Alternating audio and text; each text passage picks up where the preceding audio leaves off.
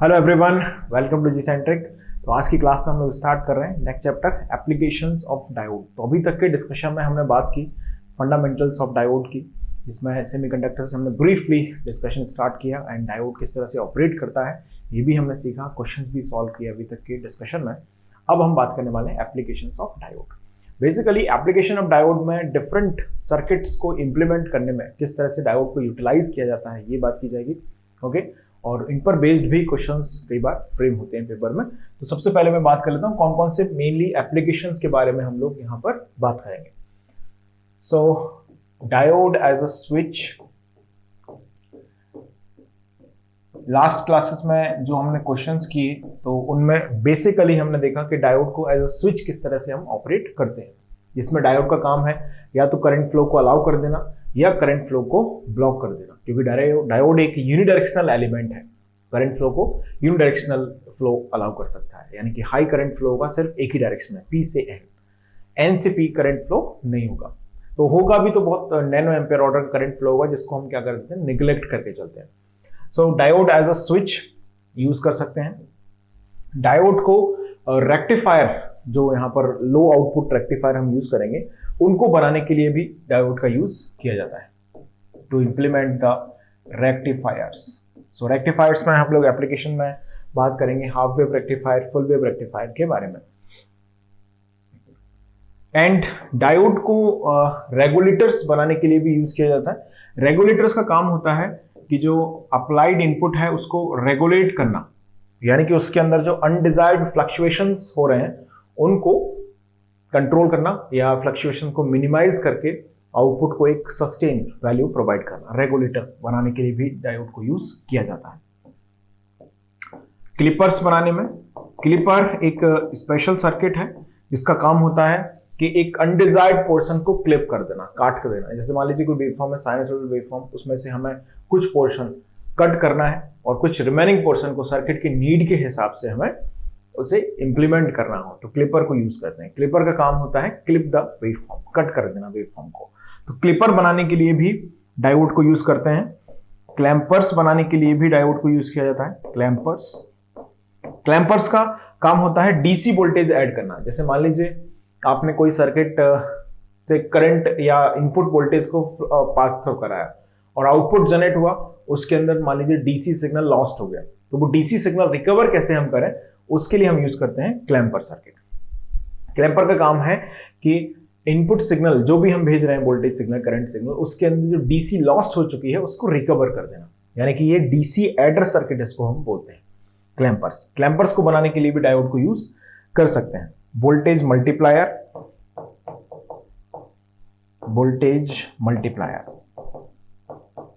So as per our syllabus हम इन applications के बारे में बात करेंगे। बाकी अदर एप्लीकेशन भी है डायोड के, जैसे लॉजिक सर्किट बनाने में डायोड को यूज किया जाता है। आप जानते ही हैं, सभी डिजिटल इलेक्ट्रॉनिक्स में पढ़ते हैं, एंड गेट, और गेट, नैंड, नॉर, इन सभी लॉजिक गेट्स को बनाने के लिए भी डायोड को यूज किया जाता है। ओके, तो ये तो एक बात हो गई। बाकी एप्लीकेशन में हम लोग एज पर आवर सिलेबस इन्हीं एप्लीकेशंस के बारे में अब चर्चा करने वाले हैं। So let's start with the very first application of diode as a switch. हालांकि इसके क्वेश्चंस मैंने करा दिए, थोड़ा सा एक दो डेफिनेशंस मुझे इसमें बतानी है डायोड एज अ स्विच में, तो वो डेफिनेशन मैं ब्रीफली आपके सामने डिस्कस कर देता हूं। चलिए देखें। तो पहले इसको नोट कर लो, स्क्रीन को पॉज करके आप लिखना चाहें तो। इन्हीं एप्लीकेशंस की हम लोग बात करेंगे। So diode as a switch लिखें, डायोड एज अ स्विच। अब ऑब्वियसली स्विच का काम होता है करंट फ्लो को अलाउ करना या ब्लॉक कर देना। इसके क्वेश्चंस तो हम कर ही चुके हैं डायरेक्टली, बस मुझे थोड़ी सी डेफिनेशंस आपको बतानी है, उनके बारे में बात कर लेते हैं। तो ऑब्वियसली डायोड जब फॉरवर्ड वाइज होगा, diode is in forward wise. Diode क्या होगा जब फॉरवर्ड वाइज होगा, तो वो एक्ट करेगा as a, this is equivalent to what, on switch. Equivalent to क्या होगा, ऑन स्विच होगा।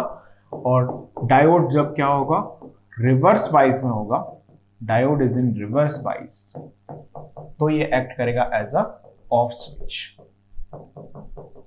ओके, आइडियल कंडीशन में ये बात बोलना बहुत आसान है।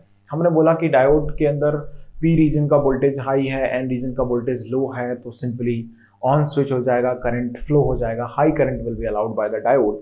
ओके, पी रीजन का वोल्टेज कम है, एन का ज्यादा है, तो diode will not be allowed the flow of current. Switch का काम होता है सम टाइम जो वेरिएबल इनपुट है उसके अकॉर्डिंगली ऑपरेट होना। जैसे मान लीजिए इनपुट चेंज हो रहा है साइनसॉइडली या किसी भी अलग फॉर्मेट में, तो डेफिनेटली जो अप्लाइड इनपुट में वेरिएशंस हैं वो वेरिएशंस क्या करेंगे, एक पर्टिकुलर पॉइंट ऑफ टाइम तक डायोड को ऑन रखेंगे, और जैसे ही आपका जो वेरिएबल वैल्यू है वो चेंज होकर उसको क्रॉस कर जाएगा तो डायोड फिर ऑफ हो जाएगा, या पहले से ऑफ होगा सडनली वो ऑन हो जाएगा। तो स्विचिंग टाइम भी कई बार बहुत मायने रखता है, यानी कि ये बहुत इंपॉर्टेंट होता है जानना कि डायोड स्विचिंग जो हो रही है डायोड की, यानी कि ऑन से ऑफ में आना या ऑफ से ऑन में आना, वो स्विचिंग टाइम क्या है, that's very important some time to know. क्योंकि ऐसा नहीं होगा कि सडनली हमने जैसे इनपुट को चेंज किया सडनली आउटपुट में चेंज हो गया, there will be some interval of time. हालांकि वो समय बहुत कम होगा, नैनो सेकेंड और पिको माइक्रो ऑर्डर का समय होगा, बट इन आईसीज ये समय भी बहुत इंपॉर्टेंट होता है। तो समझते हैं किस तरह से हम डायोड के स्विचिंग टाइम को डिफाइन करते हैं। तो switching time in the diode, जैसे आइडियल डायोड में तो मैंने बोला कि ऑन कर रहे हो ऑफ हो रहा है, तुरंत ऑन ऑफ जो भी करना है करो आप, है ना। लेकिन प्रैक्टिकल डायोड्स में ऐसा नहीं होगा, कुछ ना कुछ रिकवरी टाइम उसका होगा। तो उसमें लिखेंगे switching time of diode, switching time of diode is depends on, switching time हो गया ऑन से ऑफ या ऑफ से on, depends on recovery time. क्योंकि डायोड में जब वो ऑन हो गया है तब भी कुछ चेंजेस हो गए हैं, और जब वो ऑफ स्टेट में है तो जब ऑन में आएगा तब भी वहां पर कुछ ना कुछ चेंजेस होंगे। तो वो चेंजेस कुछ समय लेंगे, उसे हम बोलते हैं रिकवरी टाइम। सो दो रिकवरी टाइम की बात की जाती है, एक होता है forward recovery time, forward recovery time, forward recovery time, इसको टी सफिक्स एफ आर से डिनोट कर देते हैं इस तरह से, फॉरवर्ड रिकवरी टाइम को टी एफ आर से डिनोट करते हैं। तो फॉरवर्ड रिकवरी टाइम क्या डिफाइन करता है कि time taken by the diode to switch state from off to on. लिख लें आप इसको, मैं यहां बोर्ड पे नहीं लिखूंगा। Time taken by the diode to change state from off to on is called forward recovery time. यानी कि फाइनली ऑफ स्टेट से ऑन स्टेट आने में जो समय लगेगा उसे हम बोलते हैं फॉरवर्ड रिकवरी टाइम। ओके, दूसरा हम लिखते हैं रिवर्स रिकवरी टाइम। मैं थोड़ा सा इसको एग्जांपल के थ्रू भी आपको कनेक्ट करके बता दूंगा, डोंट वरी, पहले डेफिनेशंस लिख लेते हैं हम। रिवर्स रिकवरी टाइम, इसको बोलते हैं TRR। ये क्या डिफाइन करता है, देखो रिवर्स रिकवरी टाइम डिफाइन करता है कि कितने समय में डायोड ऑन स्टेट से ऑफ स्टेट में जाएगा। यानी डायोड मान लीजिए ऑन है, करंट फ्लो अलाउड हो रहा है, इसमें small amount of voltage appear हो रहा है, large amount of current flow हो रहा है फ्रॉम P to N। अब आपने सडनली डायोड में कुछ चेंज किया तो diode has to be get switch off, तो वो जो समय लगेगा उसे हम बोलते हैं रिवर्स रिकवरी टाइम। लिखें, time taken by the diode to change state from on to off, on state से ऑफ स्टेट में जाने में, या ब्रैकेट में आप चाहें तो लिख दें forward bias to reverse bias. On state to off state क्या हो गया, फॉरवर्ड बाइस से रिवर्स बाइस जाने का टाइम, उसे हम बोलते हैं reverse recovery time. Okay, practically ये देखा गया दोस्तों कि जो फॉरवर्ड रिकवरी टाइम होता है TFR, वो कम होता है as compare to reverse recovery time. यानी कि डायोड जब ऑफ से ऑन आता है तो जल्दी आ जाता है ना। फॉरवर्ड रिकवरी मतलब फॉरवर्ड में आना, अल्टीमेट स्टेट जो है वही यहां पर है। Reverse recovery, reverse word use किया है, मतलब अल्टीमेट स्टेट क्या होगी, रिवर्स होगी। तो फॉरवर्ड में आने में डायोड को कम समय लगता है, रिवर्स वाइज में आने में ज्यादा समय लेता है। क्यों, ऐसा क्यों होता है? क्योंकि इसके अंदर रिवर्स वाइज में बहुत सारे चेंजेस ऑब्टेन होते हैं। जैसे डायोड ऑन स्टेट में है तो उसके अंदर इंजेक्शन ऑफ चार्जेस हो रहा है from P to N, from N to P, वो स्टॉप होना चाहिए। ट्रांजिशन कैपेसिटेंस डेवलप होना चाहिए, उतने समय में ये जाके फिर रिवर्स बाइज्ड होगा। यानी कि डायोड पहले से ऑन स्टेट में अगर है तो चार्ज कैरियर्स ट्रेवल कर रहे हैं from P to N, holes travel कर रहे हैं, N से P में इलेक्ट्रॉन्स ट्रेवल कर रहे हैं, उनका ट्रेवलिंग रुकना चाहिए। ओके, और जो बिल्ट इन पोटेंशियल है, ट्रांजिशन कैपेसिटेंस जिसको हम बोल रहे हैं, डिप्लीशन लेयर, वो फॉर्म होना चाहिए, तब डायोड जाके क्या होगा, रिवर्स बाइस में होगा। यानी कि वो रुकें और उनको ब्लॉक करने के लिए एक built in potential about the junction create होगा, तो उसके बाद ही रुकेंगे। So obviously reverse recovery is a long process as compare to the forward recovery time, क्योंकि रिवर्स रिकवरी जो टाइम है वो दो पार्ट में डिवाइडेड किया जाता है। रिवर्स रिकवरी डिवाइड होता है दो सेक्शंस में। एक हो गया कि जो इंजेक्शन ऑफ चार्जेस है वो रुकेगा, दूसरा हो गया कि जो ट्रांजिशन कैपेसिटेंस है यानी कि जो बिल्ट इन पोटेंशियल है या जो डिप्लीशन लेयर है उसके फॉर्मेशन में जो समय लगेगा। यानी कि रिवर्स रिकवरी हैज टू सब टाइम्स, एक हो गया स्टोरेज टाइम इसको बोलते हैं हम, एक हो गया ट्रांजिशन टाइम। ओके, तो मैं बता देता हूं ब्रीफली क्या होते हैं स्टोरेज टाइम और ट्रांजिशन टाइम। तो फर्स्ट लिख लें स्टोरेज टाइम। आप एक पॉइंट इसमें लिखना चाहते हैं, reverse recovery is slow process because storage time and transition time. Storage time देखते हैं क्या है, टीएस से डिनोट करते हैं इसको। स्टोरेज टाइम डिफाइन करता है, लेकिन पहले समझ लेते हैं थोड़ा सा। जब डायोड फॉरवर्ड वाइज है यानी कि ऑन स्टेट में है, तो जो चार्ज कैरियर्स हैं वो इंजेक्ट हो रहे हैं from P to N, N to P, यानी कि P से N में जा रहे हैं होल्स, N से P में जा रहे हैं electrons.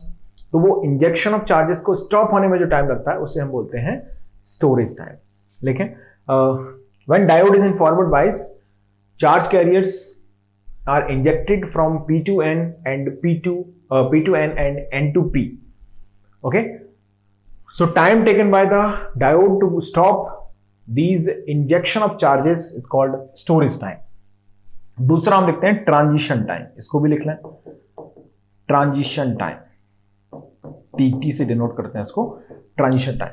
Time taken by the diode to develop the depletion layer और to develop the transition capacitance is called transition time. इस बात को थोड़ा सा मैं एक एग्जांपल के थ्रू आपको समझाता हूं, देखिएगा।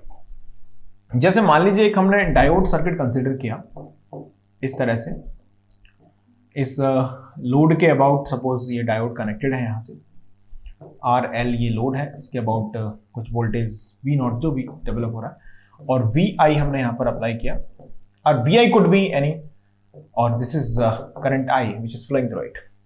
अब V इनपुट को कुछ हम मान लेते हैं यहां पर, सपोज दैट मैंने मान लिया कि V इनपुट जो है वो इस तरह से चेंज हो रहा है, ठीक है। ये V इनपुट हमने ड्रॉ किया यहां पर, किसी particular t equal to T0 पर मान लीजिए इसकी वैल्यू जो है चेंज होके, तो जैसे हमने देखा कि t इक्वल टू T1 हमने एक पॉइंट अप्लाई किया है, V इनपुट है ये, जिसकी वैल्यू कुछ भी प्लस माइनस Vm है, प्लस Vm है यहां पर, ये माइनस Vm है, ओके, और ये टाइम स्केल है। तो पहले से इनपुट की वैल्यू जो है वो Vi जो है वो प्लस Vm है, और किसी point of time t equal to T1 पर इसकी वैल्यू फिर से क्या हो गई है, नेगेटिव हो गई है। क्लियर है, यानी कि यहां पर हमने V इनपुट जो अप्लाई किया हुआ है, और ये करंट I जो है सर्किट में फ्लो हो रहा है। तो करंट I का भी ग्राफ मैं आपके लिए ड्रॉ करता हूं, देखिए किस तरह से ये डिफाइन होगा। लेट्स सी, डायोड को हम ये मान के चल रहे हैं कि जब ये ऑन होगा तो शॉर्ट सर्किट हो जाएगा, ऑफ होगा तो मिनिमम अमाउंट ऑफ करंट जो भी इसमें फ्लो होगा, रिवर्स सैचुरेशन करंट, वो अलाउ करते जाए। ओके, तो एक्चुअली क्या होगा, t equal to T1 is a point of time, तो हम यहां पर ड्रॉ कर रहे हैं करंट I के ग्राफ को। तो करंट I की value t equal to T1 से बिफोर क्या होगी दोस्तों, यहां पर मैंने कोई पॉइंट मार्क कर दिया t इक्वल टू T1, उससे पहले करंट I की वैल्यू क्या होगी बताना जरा, VI अपॉन RL होगी, सिंपल है ना। ये RL में करंट फ्लो हो जाएगा, डायोड तो शॉर्ट सर्किट है क्योंकि यहां से पहले क्या है, t less than T1 current I बना हुआ है VI अपॉन RL। अच्छा, VI की वैल्यू क्या है, प्लस Vm, तो ये हो जाएगा प्लस Vm अपॉन RL। बहुत बढ़िया, यानी कि current I has to be value before t equal to T1 is Vm upon RL, ये आएगी। अब सडनली हमने t इक्वल टू T1 पर इनपुट को नेगेटिव कर दिया, तो डायोड को क्या हो जाना चाहिए, फॉरवर्ड से रिवर्स में चले जाना चाहिए। आइडियली तो ये होगा कि जैसे ही डायोड रिवर्स, जैसे ही t इक्वल टू T1 पर हम V इनपुट को नेगेटिव करेंगे, डायोड सडनली ऑफ स्टेट में चला जाएगा और करंट को ऑलमोस्ट जीरो कर देगा, या हम बोलें कि नैनो एम्पेयर ऑर्डर का करंट हो जाएगा, जो बहुत ही कम होगा। नेगेटिव में बहुत ही टी से बिल्कुल सटी हुई लाइन से करंट फ्लो होना शुरू हो जाएगा। आइडियली तो ऐसा होगा, लेकिन प्रैक्टिकली कैसा होगा? आइडियली मैं ड्रॉ कर देता हूं कैसा होगा।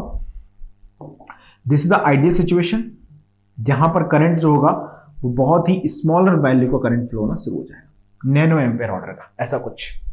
जैसे ही t इक्वल टू T1 पर आपने स्विच को चेंज किया तो current will be negligible because that current will be caused by only minority carriers, क्योंकि नेगेटिव हो जाएगा। p को नेगेटिव किया, करंट क्या हो गया? जीरो हो गया लगभग, या रिवर्स सैचुरेशन करंट फ्लो होना शुरू हो गया। प्रैक्टिकली ऐसा नहीं होगा। प्रैक्टिकली क्या होगा? ये कुछ समय लेगा। कितना समय लेगा? स्टोरेज टाइम लेगा, ट्रांजिशन टाइम लेगा। स्टोरेज टाइम का मतलब हो गया इंजेक्शन ऑफ चार्जेस स्टॉप होगा, और ट्रांजिशन टाइम का मतलब हो गया डिप्लीशन लेयर जनरेट होगी। तो जब तक डिप्लीशन लेयर नहीं बनी है तब तक चार्ज कैरियर्स को कोई नहीं रोक रहा है। मतलब अब हम बोल सकते हैं कि यहां पर t इक्वल टू T2 मैंने एक और पॉइंट मार्क किया, तो जो T1 से लेके T2 तक का इंटरवल है उसमें इनपुट वोल्टेज माइनस Vm हो चुका है, यानी कि I अब आ जाएगा minus Vm upon RL about two. यानी कि हम ऐसा बोल सकते हैं कि जो करंट की वैल्यू है वो अब कुछ ऐसे चलेगी। नेगेटिव करंट फ्लो होगा, क्यों? क्योंकि डायोड अभी भी स्विच बना हुआ, but still the V input is negative, so ये ऐसे कुछ जाएगा। यहां तक मान लिया हमने। अब इसके आगे क्या होगा? ट्रांजिशन टाइम स्टार्ट होगा, तो अब ट्रांजिशन टाइम में ट्रांजिशन कैपेसिटेंस डेवलप होना शुरू हो जाएगा। तो इस तरह का ग्राफ यहां पर ऑब्टेन होगा दोस्तों, समथिंग लाइक दिस। और अब ये अल्टीमेटली जो है वो नैनो एम्पियर ऑर्डर का करंट इसमें फ्लो होना स्टार्ट हो जाएगा। तो इसे हम बोल सकते हैं this is what, this is storage time, and here it is up to that node transition time. और इसके बाद जो करंट आ रहा है इसके अंदर दोस्तों, वो आ रहा है अब I0, जो कि नैनो एम्पेयर या माइक्रो एम्पेयर ऑर्डर का है। क्लियर है? तो इस तरह से थोड़ा सा ये डेफिनेशन मुझे बतानी थी, वो हमने बात कर ली यहां पर। चलिए अब बात करते हैं अदर एप्लीकेशंस की। तो अदर एप्लीकेशंस जैसे रेक्टिफायर हो गया, रेगुलेटर हो गया, उनको एक सिस्टम के थ्रू हम समझ लेते हैं। सो हेडिंग करेंगे next power supply. So make a next heading here power supply. Power supply में रेक्टिफायर भी यूज होता है, रेगुलेटर भी यूज होता है, तो वो दोनों की स्टडी हम वहीं से पावर सप्लाई भी समझ में आ जाएगा और रेक्टिफायर और रेगुलेटर की भी स्टडी हमारी हो जाएगी। सो आगे का एप्लीकेशन यानी कि as a rectifier, as a regulator हम समझेंगे इससे, पावर सप्लाई से। हेडिंग कर लेंगे पावर सप्लाई। देखिए समझते हैं इसको। पावर सप्लाई में बेसिकली पर्पस क्या है पावर सप्लाई का? पावर सप्लाई का काम है, जैसे नॉर्मल जो घरों में हमारे पास सप्लाई वोल्टेज आता है, that is of 220 volt RMS and 50 hertz frequency. Okay, अब इससे हम डायरेक्टली कंप्यूटर को, मोबाइल फोन को कनेक्ट नहीं करते हैं, we connect them through a charger. That charger is basically the power supply. Okay, यानी कि इसके अंदर कौन से कंपोनेंट्स होने चाहिए जिससे कि हाई वोल्टेज AC जो कि 220 वोल्ट RMS और 50 हर्ट्ज की फ्रीक्वेंसी के साथ है, वो कन्वर्ट हो जाए एक लो वोल्टेज DC में। आपने चार्जर पे देखा होगा करंट रेटिंग और वोल्टेज रेटिंग लिखा होता है, 5 वोल्ट और करंट अमाउंट दिया रहता है, कुछ भी 1.3 फलाना 3 मिली एम्पेयर वगैरह वगैरह। तो उतने अमाउंट ऑफ वोल्टेज करंट को हम मोबाइल फोन को दे सकते हैं, मोबाइल फोन की रेटिंग उसी के हिसाब से है। तो जितने भी इलेक्ट्रॉनिक अप्लायंसेज हैं या इलेक्ट्रॉनिक जितने भी इक्विपमेंट्स हैं, वो सब जनरली ऑपरेट होते हैं किस पर? लो वोल्टेज DC पर। तो पावर सप्लाई का काम क्या है? हाई वोल्टेज AC को कन्वर्ट करना into the low voltage DC। Okay, so लिखेंगे, मैं सीधा बोल दूंगा, आप नोट कर लें। It is an electronic system which convert high voltage AC into the low या high power AC into the low power DC। Okay, power supply is required in electronic circuit because majority of electronic appliances, लिख लें आप चाहें तो, works on the DC power level. Okay, तो ये हमें क्यों जरूरत पड़ती है? क्योंकि ज्यादातर डिवाइसेस जो हैं वो किस पर काम करती हैं? DC लेवल पर ही काम करती हैं। पावर सप्लाई बेसिकली क्या है? इंटरकनेक्शन है, एक सिस्टम है पूरा जो कि इंटरकनेक्शन है ट्रांसफॉर्मर से स्टार्ट होता है, ट्रांसफॉर्मर उसको भेजते हैं रेक्टिफायर पर, रेक्टिफायर को भेजते हैं फिल्टर पर, फिल्टर के आउटपुट को भेजते हैं रेगुलेटर पर। समझिएगा, मैं इसका ब्लॉक डायग्राम आपके लिए लिखता हूं। देखिए, सबसे पहले हमने यहां पर कनेक्ट किया है एक ट्रांसफॉर्मर। ट्रांसफॉर्मर का आउटपुट ट्रांसफर होगा रेक्टिफायर पर, जिसका आउटपुट ट्रांसफर होगा फिल्टर पर, और उसका आउटपुट ट्रांसफर होगा रेगुलेटर पर। तो ये कंप्लीट जो डिजाइन है वो होगा पावर सप्लाई। यानी कि यहां पर हमने भेजा हाई वोल्टेज एसी, जो कि ऑब्वियसली 220 वोल्ट आरएमएस और 50 हर्ट्ज इंडियन स्टैंडर्ड के हिसाब से होगी। इसको हमने भेजा एक ट्रांसफॉर्मर पर। लो वोल्टेज जनरेट करना है तो ऑब्वियसली यहां पर क्या यूज करेंगे हम दोस्तों, स्टेप डाउन, है ना, स्टेप डाउन ट्रांसफॉर्मर यूज करेंगे। ट्रांसफॉर्मर का कोई अध्ययन हम लोग नहीं करने वाले हैं, हम एनालॉग इलेक्ट्रॉनिक्स पढ़ रहे हैं। तो जो इलेक्ट्रिकल वाले हैं वो मशीन्स वगैरह में पढ़ते हैं इन सब चीजों को, और ईसी वालों को कोई जरूरत है नहीं। ओके, तो ये ट्रांसफॉर्मर भेजेगा अपना आउटपुट किसको, रेक्टिफायर को, रेक्टिफायर जो कि एसी को कन्वर्ट कर देता है किसमें, पल्सेटिंग डीसी में। यानी कि जो आउटपुट ऑफ ट्रांसफॉर्मर है यहां पर अगर हम देखें जो जनरेट होगा वो क्या होगा, वो होगा लो वोल्टेज एसी। ये एसी ही होगा लेकिन लो वोल्टेज रेटिंग का होगा, यानी कम वोल्टेज पर ये ऑपरेट करेगा। इसको, ये किसको मिला, रेक्टिफायर को। तो रेक्टिफायर क्या करेगा, ये एरो एरो आप ऐसे देख लो, है ना, थोड़ा रफ लिखते हैं एरो को, नहीं तो आपको ये लगेगा पता नहीं कहां जा रहा है ये। तो ये कन्वर्ट करता है इसे किसमें, पल्सेटिंग डीसी में। पल्सेटिंग डीसी में ये कन्वर्ट कर देता है रेक्टिफायर इसको। Pulsating DC which is basically combination of AC and DC. Power supply क्या करने वाला है, एसी को डीसी बना देगा, है ना, एसी को क्या बना देगा, डीसी बना देगा। तो ऑब्वियसली हमें यहां पर जो हम एलिमेंट यूज कर रहे हैं वो अल्टीमेटली डीसी ही जनरेट होना चाहिए। हमने रेक्टिफायर से पास किया एसी को, तो वो जनरेट कर दिया इसने pulsating DC which is a combination of AC and DC. अब एसी एंड डीसी का जो कॉम्बिनेशन है वो हम पास करेंगे किससे, एक ऐसे सर्किट से जो फिल्टर कर दे किसको, एसी को रोक दे, डीसी को पास कर दे। यानी कि अगला हमारा सर्किट होना चाहिए फिल्टर। अगला सर्किट क्या है दोस्तों, यहां पर फिल्टर। फिल्टर का काम क्या है, एसी को ब्लॉक करना और डीसी को पास कर देना। फिल्टर से जो आउटपुट जनरेट होता है डीसी, जो आउटपुट जनरेट होगा फिल्टर से वो होगा तो डीसी, लेकिन वो डीसी फ्लक्चुएटिंग होगा। कैसा डीसी होगा ये, फ्लक्चुएटिंग डीसी होगा, फ्लक्चुएटिंग डीसी। फ्लक्चुएटिंग का मतलब हो गया, जैसे डीसी हम कैसे बोलते हैं, एक कांस्टेंट वैल्यू, ये डीसी हो गया। फ्लक्चुएटिंग कैसा होगा, ऐसा कुछ बहुत ही कम अमाउंट के साथ इसमें वेरिएशंस हो रहे हैं, सब सम 0.1 वोल्ट पर चेंज हो रहा है या 0.5 वोल्ट पर ये फ्लक्चुएट कर रहा है, या बहुत कम 0.5 से भी कम हम बोल सकते हैं। तो उसमें फ्लक्चुएशंस होंगे। तो फ्लक्चुएशंस को रोकने के लिए हम कनेक्ट करते हैं अगला एलिमेंट, वो है रेगुलेटर।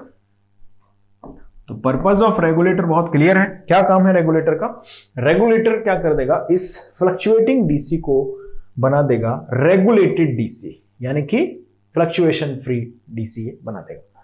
यानी कि यहां पर अब जो आउटपुट मिलेगा हमको वो होगा रेगुलेटेड डीसी। ओके, यानी कि जो मोबाइल फोन के चार्जर्स वगैरह हैं इनके अंदर ये सर्किट दिया रहता है।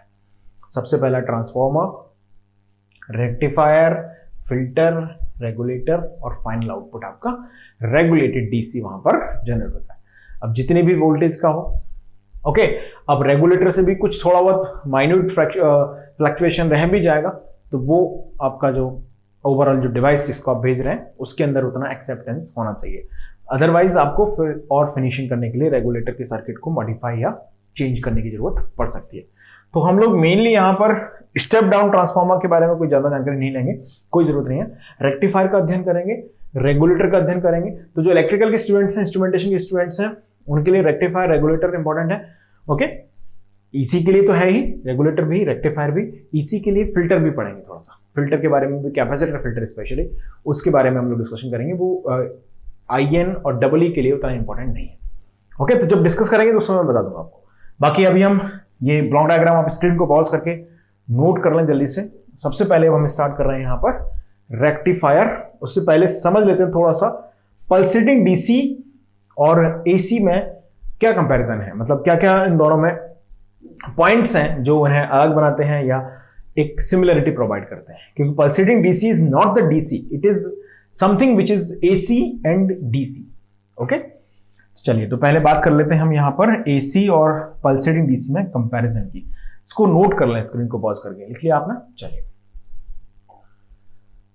Now let's make a brief comparison between AC and pulsating DC. Let me give you a brief idea about it. This is pure AC. अच्छा, प्योर AC का मतलब क्या होता है? प्योर AC का मतलब हो गया एक ऐसा AC सिग्नल जिसके अंदर हार्मोनिक्स प्रेजेंट नहीं है। सिग्नल सिस्टम्स में पढ़ते थे ना, फ्रीक्वेंसीज ओमेगा 1, ओमेगा 2, आपने लिखा V इक्वल टू या V of t equal to VM sine omega naught t, ये हो गया प्योर AC। अब मैं AC को लिखूं V of t equal to VM1 sine omega 1t plus VM2 sine omega 2t plus VM3 sine omega 3t, यानी कि इसके अंदर क्या है, omega 1, omega 2, omega 3 harmonic components present है। तो ये प्योर एसी नहीं होगा। अब जो आपका स्क्वायर वेव हो गया, ट्रायंगुलर वेव हो गया, ये सब भी क्या है, एसी सिग्नल्स ही हैं ऑफ कोर्स, बट इनके अंदर हार्मोनिक्स प्रेजेंट है। ये प्योर एसी नहीं है।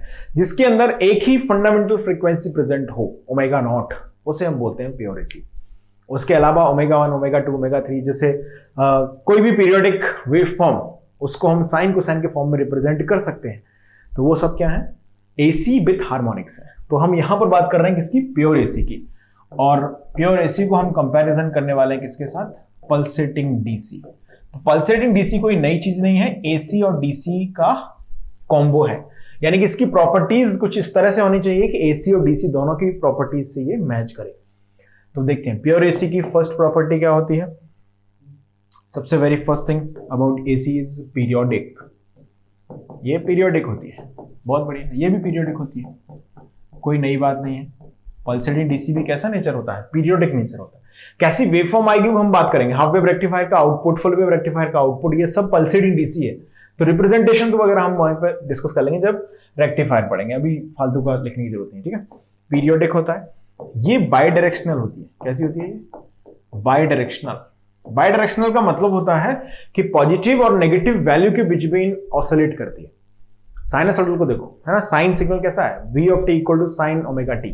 ये एक प्योर एसी है। इसको देख के दिमाग में रखते हुए इसकी प्रॉपर्टीज को समझो आप। पॉजिटिव नेगेटिव में जा रही है, पॉजिटिव भी जा रही है, नेगेटिव भी जा रही है, पॉजिटिव भी नेगेटिव भी, तो ये बाई डायरेक्शनल है।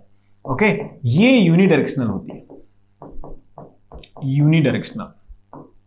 ओके, थर्ड प्रॉपर्टी, इसके अंदर प्योर एसी, मैंने लिखा भी है, एसी नहीं लिखा मैंने प्योर एसी लिखा है, नो हार्मोनिक्स। यानी कि इसके अंदर सिर्फ क्या होंगे, हैविंग ओनली फंडामेंटल हार्मोनिक। इसके अंदर सिर्फ क्या प्रेजेंट होगा, फंडामेंटल हार्मोनिक्स प्रेजेंट होगा। इसके अंदर क्या होंगे, हार्मोनिक्स प्रेजेंट होंगे, डेफिनेटली हार्मोनिक्स आर प्रेजेंट। आपको समझना है कौन कौन से हार्मोनिक्स प्रेजेंट हैं। तो आप इसका वेवफॉर्म देखें पल्सेटिंग डीसी का, और उस वेवफॉर्म का फोरियर सीरीज लिखें, देन यू विल रियलाइज कि कौन कौन से हार्मोनिक्स इसमें प्रेजेंट है। लेकिन हार्मोनिक्स इसके अंदर प्रेजेंट जरूर होंगे। फोर्थ पॉइंट लिखेंगे, प्योर एसी जैसे Vm साइन ओमेगा t, इसका एवरेज वैल्यू निकालना कंप्लीट साइकिल का 0 आता है। तो यानी कि हम ये बोल सकते हैं 0 डीसी वैल्यू या एवरेज वैल्यू एक ही चीज है ना, ब्रैकेट में आप लिख लो चाहो तो, और एवरेज वैल्यू। यानी कि इनके अंदर जो एवरेज वैल्यू है या जो डीसी वैल्यू है वो होती है 0 प्योर एसी में। फोर्थ पॉइंट, और फोर्थ पॉइंट अगर हम इसमें ऐड करते हैं तो इसके अंदर नॉन जीरो एवरेज वैल्यू होती है, non zero average value.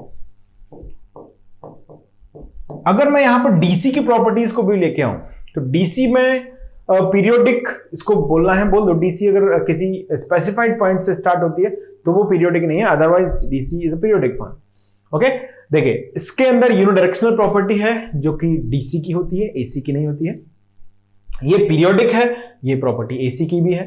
Okay, तो इसके अंदर हमने देखा कि डीसी की प्रॉपर्टीज भी प्रेजेंट है लाइक यूनिडायरेक्शनल नेचर, और एसी की प्रॉपर्टीज भी प्रेजेंट है लाइक पीरियोडिक। ओके, और non zero average value, this is also the property of DC. So pulsating DC is something which is combination of AC and DC, क्योंकि इसके अंदर AC characteristics भी हैं, okay, और इसके अंदर डीसी कैरेक्टरिस्टिक्स भी हैं। तो आप स्क्रीन को पॉज कर दें और फटाफट इस पल्सेटिंग डीसी और एसी की जो कंपैरिजन है उसको नोट कर लें। ओके, चलिए अब let's make a next heading here, rectifier.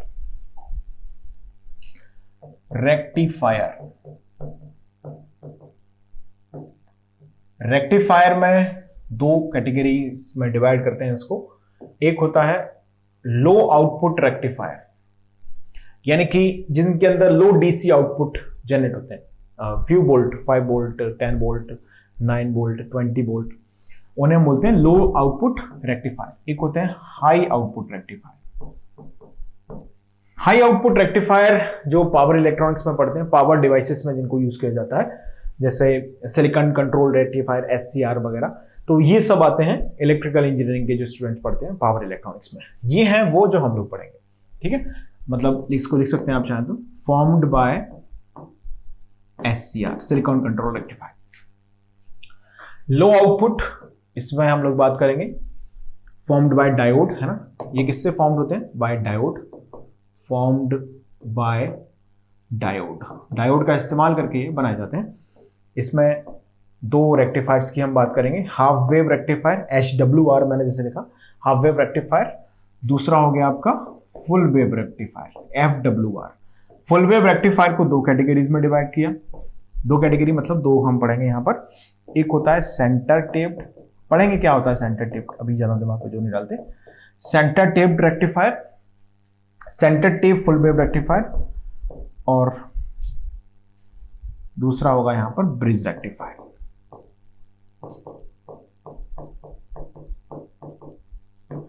तो ये रेक्टिफायर्स हम लोग डिस्कस करेंगे, half wave rectifier, centre taped, bridge rectifier, तीन रेक्टिफायर्स, और इनका एनालिसिस हम लोग कंटिन्यू करेंगे नेक्स्ट क्लास से ऑनवर्ड्स। Thank you.